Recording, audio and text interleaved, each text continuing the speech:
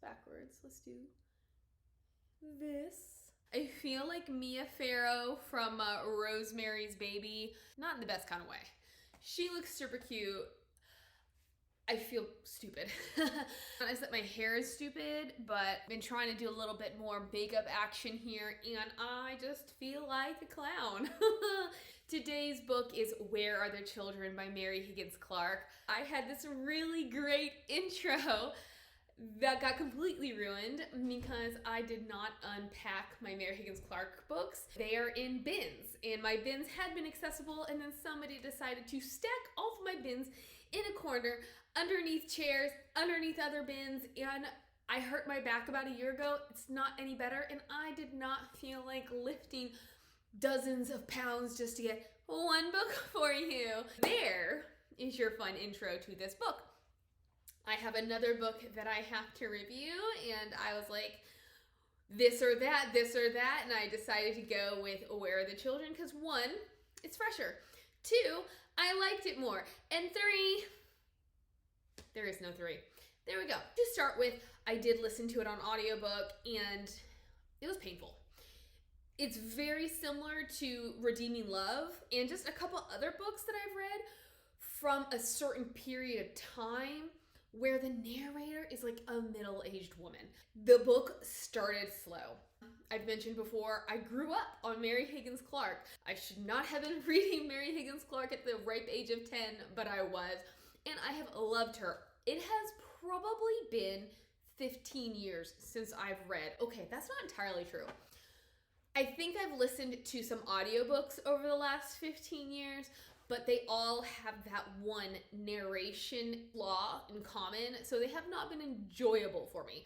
But it has probably been 15 years since I've actually read a book, and I have learned reading a book in your own voice and listening to somebody else's voice, 2 drastically different things.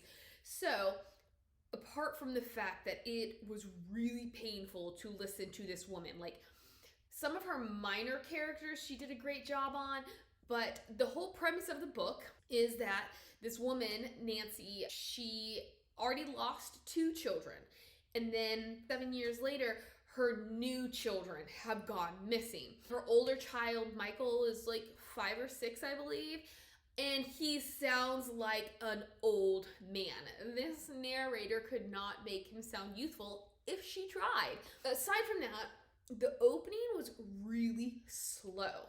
As I mentioned, the main character, Nancy, had lost 2 children prior. She had been tried for their murder, and she had essentially been found guilty, except that 2 of the jurors were caught discussing the case in public. A mistrial was called, and then one of the star witnesses disappeared, and then her husband committed suicide, so she was let go. We open up this so many years later on her birthday, and we automatically know something is wrong.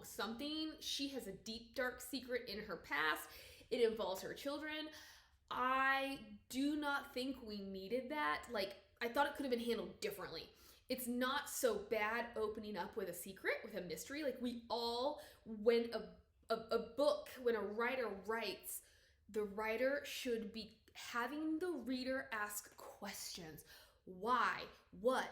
Who? You know, all these questions that spur us to continue reading so we can get answers to those questions.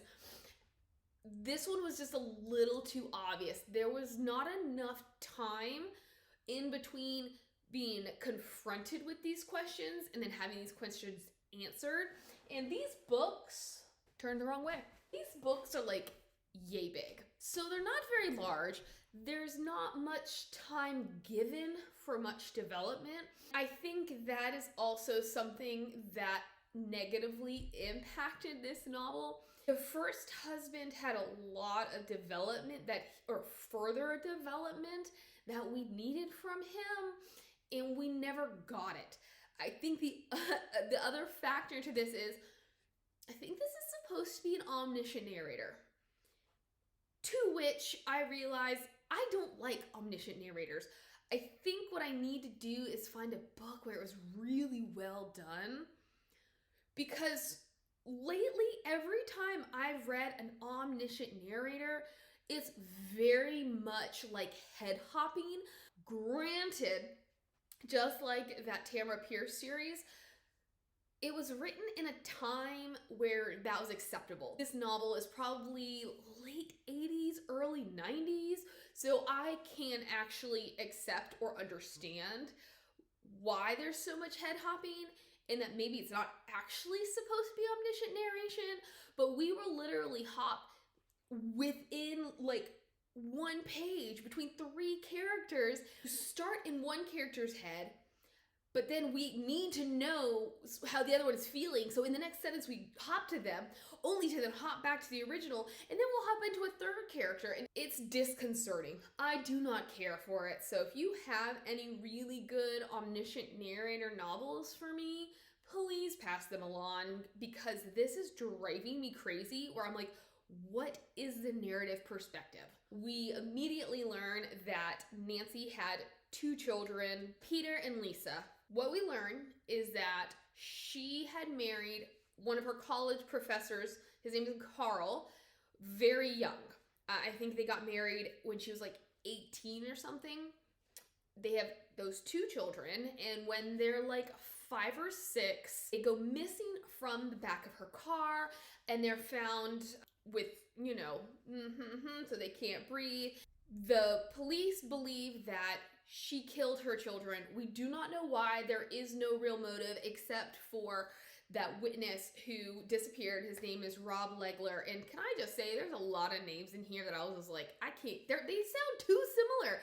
And there's so many of them, especially towards the end, that I was like, they fit in and they provide key pieces of evidence, but we just don't need that for this short of a book. He was a college student. Carl had said, hey, can you go to our house and fix something? Everybody on campus knows that the professor has this hot dish of a wife. Somehow, some way, he makes a move on her, even though Carl had said, do not speak to her, she's not well. According to Carl, she follows him around until they have a little bit of a makeout session. He gets out of there because, in his words, like, she's too much baggage. And this, in conjunction with her saying something about the children being smothered, is enough for the jury and the prosecutor to say she is guilty as sin. Carl goes to the ocean because they're out in California, and he apparently drowns. And then Rob, because this is like the 1960s, 1970s, which that was actually something I found quite refreshing, was I didn't expect certain aspects. Like, I didn't expect to be reminded of things from my youth, but I'll have to get into that later. But he had been drafted for the Vietnam War, and he wanted to dodge the draft. So he got out to Canada, because if you are too young to actually know anything about this book, anything about this writer, and anything about that time period, then you will know that there's a lot of protests of the Vietnam War, and a lot of young men dodged the draft, and the only way they could do that was by getting out of the country, and the easiest way to do that was to go to Canada because we share a border. All of that happens. Nancy changes her looks. She moves out of the state, and then this is when she meets her now husband, Ray. She moves with him to Cape Cod, and they start this life together. Even though hers was a very high-profile case, nobody knows that it's her. She refuses to have her picture taken. She is very standoffish because she doesn't want people to recognize her, so she really has no close relationships.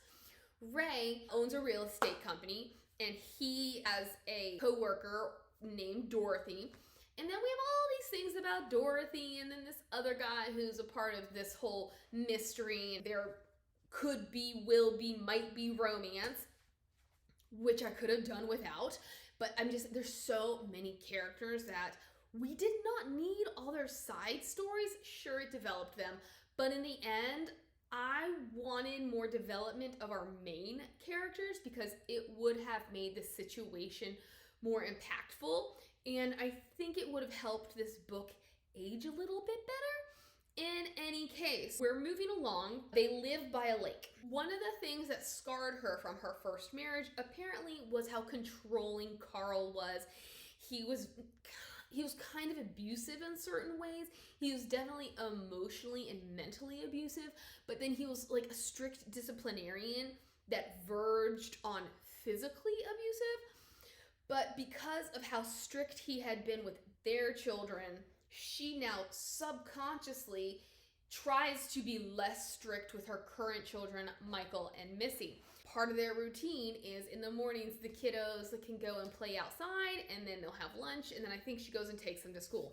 She lets them go outside. She's doing all of her housework, and she's like, maybe I should go outside and get them because the weather's not that great. She's like, no, don't be that guy. It is her birthday, by the way, which her first set of children, Peter and Lisa, had died or gone missing on her birthday. She's trying not to be paranoid about it. But then a newspaper shows up, is delivered by the newspaper boy, and the front page has a story about her. And so now she's like catatonic. Well, first she reads it and she freaks out. She's like, my secret is out. Everybody's going to start staring at me. I'm going to experience all these things that I'd experienced before. She tears it up. She lights it on fire. Then she goes outside to get her kids, and they're not there. She does find one of Missy's gloves, freaks out, goes out to the lake because she's like, my last kids were found in a body of water. These kids will be there too. They are not there. This is where she is found. She is brought into the house, and during all of this book, we are switching between all these characters. But I'm just going to give you the mainstream version because I respect your time and my memory. The sheriff comes out and he is upset, put out by the fact that she had lied to him for the 6 or 7 years that she had been living in their town, and that he never put 2 and 2 together. So he automatically is like, that woman is guilty. And then we get the perspectives of the prosecuting attorneys. And then we get like the perspective of like 2 or 3 other people who in the long run don't necessarily play into this. And I was like, why did we need any of this? We do get the perspective of her mother Priscilla's would-be boyfriend. Don't remember his name. It doesn't matter. But then we get into the story of how before they were married, before they were engaged, mother comes out to visit them, but not before we're told that Priscilla's first husband had died relatively recently. She had, I forget how she met this guy. I think they worked together, but in his own words, it didn't take long before he started taking her out to lunch at the point where she is going to go visit Nancy. Which, side note here, if you were trying to hide your identity, wouldn't you change your name? Small thing, but it was a good question. It was something that occurred to me. When she's at the airport, they declare their love for each other. She flies out. She's like, I'll give you a call. He never hears from her again. He learns she died in a car accident. This guy had done what he could to move on. He is something of a medical professional. I think he's more like along the psychiatry lines than he is along like a doctor. Doesn't really matter. I can't remember. What does matter is that he puts Nancy under like a truth serum, under a trance, so that he can then get information out of her because she's catatonic. She will not speak, and they need to get to the heart of the matter. They need to know what she knew from the previous experience and what she knows from this experience. We also get this other dude, can't remember his name, it doesn't matter. He had been a lawyer. He and his wife, which I do know her name, Emily, they had been so in love and they had been a perfect couple, and their dream had always been to move out of New York and live permanently in this Cape Cod town. Emily gets cancer, she dies, he packs it all up, quits his job, he moves to Cape Cod. Not quite what he thought it would be, but still, this is where he is. But what he has decided to do is then write a book giving his perspective on certain court cases. So when this book is opening, he has just started his analysis of Nancy's original case. The entire time when cops are just racing by his house to go to Nancy's house, he has no idea until somebody knocks on his door and he's like, what? How in the world did I not know? I mean, the indignation of these people at not figuring out that this was the same Nancy as the Nancy who murdered her children is astounding. He and the psychiatrist are like, we're gonna go help Nancy. They put her under sedation and they start talking, and of course the sheriff, whose name is Coffin, he's against doing this truth serum because he's like, you cannot use any of her admission in court. Psychiatrist guy's like, it doesn't matter, like I just want to get to the heart of the matter. All of this to say, as I mentioned, there's a lot of head hopping. Initially, I was under the impression that different chapters, or like different segments of different chapters, were going to be with the same character. Oh no. So like we're switching back and forth, and you know, a lot of the time when I'm listening, it's multitasking. And I'm like, who are we with? How did we get here? At some point, we get into the head of the kidnapper, who we learn is a pedophile, and that he is actually the real culprit in her first children's case. He has disguised himself, and he has been living off and on in this Cape Cod town, renting an apartment at this place called The Lookout, which is a lighthouse kind of deal where the ships would come in and blah, blah, blah, blah, blah. This is also something that has led the sheriff to believe she's guilty of, because he realizes that over the last 6 or 7 years, which is the time period which she has been in this town, kids have gone missing, which again we learn is actually the doing of this guy whose name is Courtney Parrish. He's disguised himself because Nancy will recognize him, and he has kept his distance from her, but he has also established a routine so that, just like before, nobody can look at him and say you were involved, because his routine establishes where and when he was at any given point. Not really a spoiler, but background with her first set of children. Ooh, I can't actually tell you that because that is a spoiler.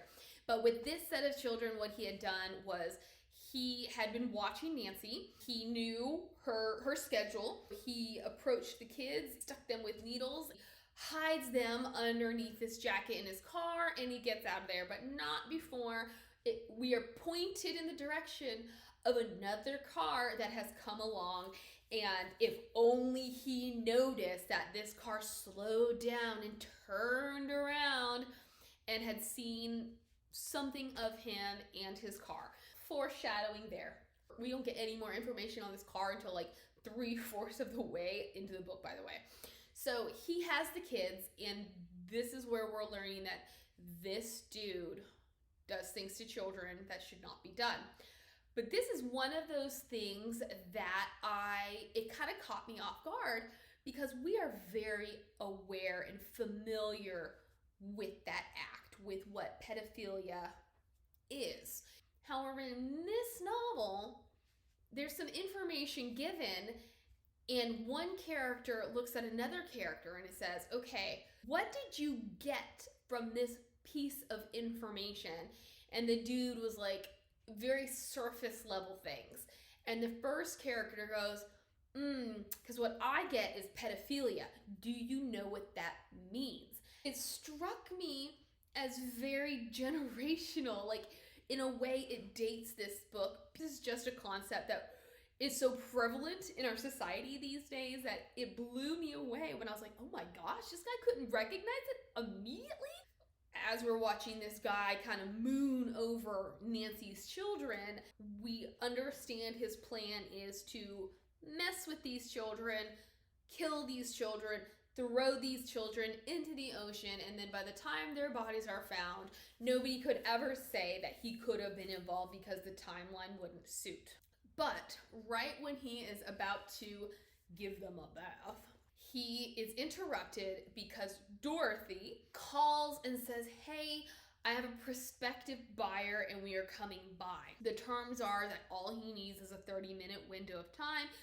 This throws things off because now he has to figure out what to do with these kids. For me, I was surprised that he stayed at the lookout versus leaving. So Dorothy shows up with this dude who wants to start a high-end restaurant here. They're going from room to room. Finally, they get up to the top and both of them are put off by Courtney, which I'm like, at what point did we start calling him Courtney? I don't remember when that name was introduced. All I remember was that his last name was Parrish. Both of them are given the heebie-jeebies, and Courtney, we're getting into his head, and he's like, oh my gosh, what if they try to do this? What if they try to do that? What if the kids do this? And like everything is thrown. Eventually, the two leave, and Dorothy finds a red mitten in the garage. She's like, oh my gosh, where did this come from? It's Missy's mitten. I must have kicked it out of my car when I got out. So they leave. The prospective buyer, he gets in his car and he's on his way out of town, stops at a diner, and he's still just disturbed by Courtney Parrish, and he's still thinking about it. So he talks to the bartender, and then he decides, I'm gonna go back there. He is going to pretend like he lost a valuable lighter given to him by his wife. This is what is going to get him into that apartment and really get a good look at things, because he was like, something was off. Something about this guy was off. He was really nervous. He was trying to hide something, and that rubber ducky in his bathtub really bothers me.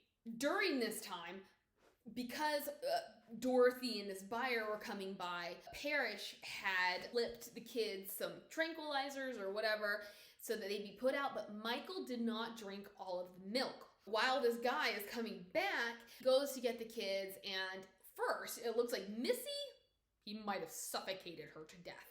But then Michael, he realizes, is not as malleable. So Michael is able to get away from him. He's trying to get out, but he can't. So then he hides behind a sofa. All the power goes out because there's this really bad storm. Parrish gets a lantern, and he is able to spot Michael's shadow from behind the sofa. So he's about to grab him when the buyer pulls up. He realizes the power's out, so he grabs his flashlight. He hears Parrish saying something, and he realizes he's saying the word Michael. So he can see that Parrish has found Michael and is going to hurt him. So he smashes his way into the house, only for his flashlight to get knocked out of his hand. But he is able to tell Michael, hey, you need to go get help before Parrish knocks him out with that flashlight. Meanwhile, Nancy is under sedation, and she's going through her life. And the one thing that we constantly hear is how bad her memory is. We start to learn how she didn't have memory issues when she was younger, when she was in school. And it wasn't really until she met Carl that her issues started happening, and how he kept feeding her medicine that would just cause her to be sluggish and tired, and it would affect her ability to think. Spoiler here, Carl killed her mother because he realized that the mother was not going to let them get married. And so he goes, tampers with her rental car, which means that she gets into her car accident and she dies. Here's the biggest spoiler of them all. Courtney Parrish is Carl. Carl had faked his own death because he wanted all suspicion to be cast on Nancy. How did he become the person that he was? He married Nancy because even though she was 18, she looked much younger. And then he would dress her younger so that he could feed his urges. And then we learned from Nancy, so this is the piece of the puzzle that she could never quite pinpoint. He has a fear of water of some sort, of being submerged in water, of drowning. It's not really established, but he has, to some extent, a fear of water. So she's like, he never would have drowned. He never would have killed himself that way because this was a fear. What was it that caused this fear? And then what was it that caused him to have these tendencies towards children? I thought if we had cut away the extraneous, we could have focused a little bit more on Carl. All we knew is he was a creepy, creepy dude, and Clark did a really good job with that. Not gonna deny, he was gross. But I found myself wondering why. These were not questions that Clark intentionally posed.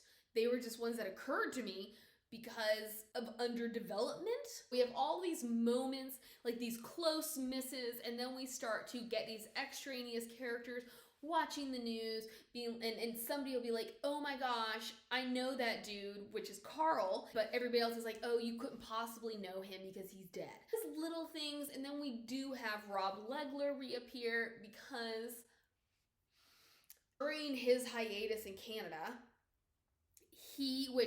they still can't come back, folks. So once a deserter, always a deserter.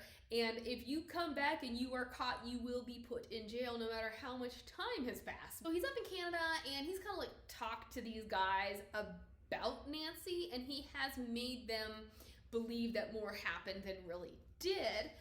But one of his friends, who is also a draft evader, he wanted to go visit his mom. Couldn't go visit his mom because the cops would be watching his house in hopes that someday he'd come back and they could toss him in jail. What he and his mother do is they meet up in Cape Cod, and he sees Nancy. He scouts her out, and then he goes back to Canada and he says, hey Rob, you'll never believe who I saw. So he gives him all the tea, and Rob comes up with this great idea that he is going to extort money from Nancy because she did inherit quite a bit of money from her parents. He's like, I'm gonna go down to Cape Cod and I'm gonna tell her that if she doesn't want a retrial, because the district attorney or the defense attorney has vowed to retry her and have her convicted and put in jail if Rob ever reappears. He is the guy driving the car that sees Carl leaving. He sees the car, he goes down the road, he witnesses Nancy's breakdown. And then he's like, I'm gonna get out of here. And so he gets back to his hotel, steals a car. I think he runs a red light. He is pursued by a cop, and he's like, I could give myself up, but I won't. Like, I could give them all of my information, but I evaded the draft, so that's probably not a great idea.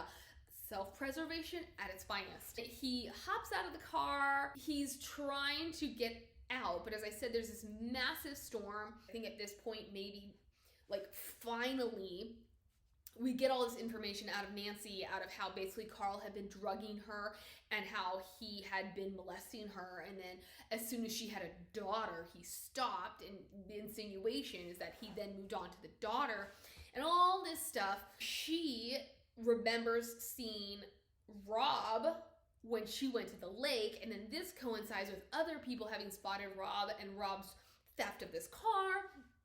So anyways, he is finally captured, and he gives them all that he knows, and this cements everybody's belief that Carl has not died and that there's something going on at the lookout.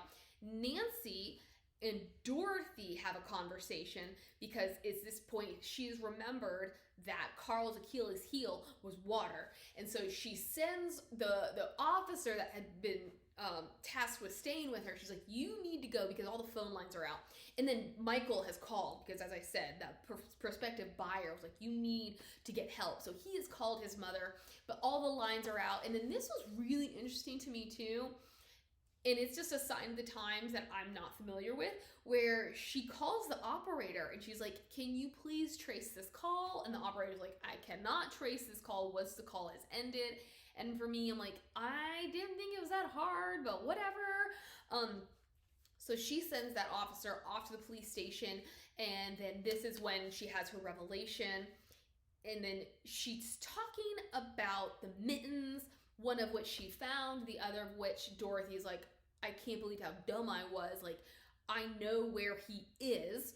So, because Michael was about to tell her where he was when the phone line got cut off. Anyways, so Nancy goes to the lookout. She crashes her car because the weather is so bad, but she makes it to the lookout. She is able to save Michael, but then Carl is taking Missy and he's going to throw her off the widow's peak or the widow's walk.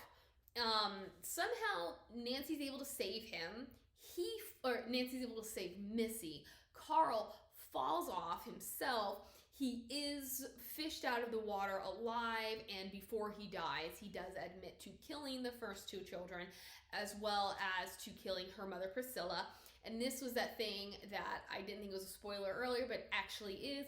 So what he had done was, because he was so controlling, and I'm not really sure what this is supposed to allude to, but he had told Nancy that he had spanked Lisa for wetting the bed. And then Nancy remembers at this point in time that when she had gone to make the bed, it wasn't wet. So I don't really know if it's supposed to be like Lisa told him no when he wanted to do things to her and it upset him, but she'd also told him, because it's her birthday and the kids wanted to make her a birthday cake. So even though Lisa wasn't feeling well, she subconsciously, because she's so I guess doped up on whatever he's giving her, she subconsciously realizes that they are being controlled by him and it's not a healthy environment and she does need to get out. And so even though Lisa wasn't feeling well, she's like, hey, we're going to go to the store. And he's like, you can't do that. She's not feeling well. And so she tells him, well, I'll just leave the kids in the car while I go into the store. And I'm like, another sign of the times, because we will never do that these days. So he follows her. He tells the kids, oh, we're going to give mommy a surprise. He gets them into his car, wraps the around their heads, and there they go. And I was just like, I wanted to know also how he felt killing his own children. Like, what kind of impact did this have on him? Or what kind of reservations might he have had? Why did he even do it? Except in some respects, he was trying to punish Nancy. But Lisa was still of an age to which he enjoyed. So in that respect, I would think he would mourn the loss of her. We get nothing. It's like he could care less about these kids. And so there was just so much character development from him that we missed. It was all very surface level, which again is a sign of the times. It's very reminiscent of some of the issues I had with Tamara Pierce's early series. So I'm just not going to complain about it, because eventually I got into this book and I was surprised and sort of sad when I realized that it was almost over. So yeah, and there we go. Everything's all wrapped up and Nancy is living her happily ever after. Dorothy is dating the ex-lawyer, and the sheriff realizes the error of his ways, and there we go. So I'm quite interested to see how I feel about some of the other books, because I have a handful of favorites. I mean, I've always enjoyed her writing, but then there were some that I really, really enjoyed. So I'm interested to see how I feel about them. Love to know what you think. Again, please recommend an omniscient narrator book that will not drive me crazy. And I'll see you later. Bye.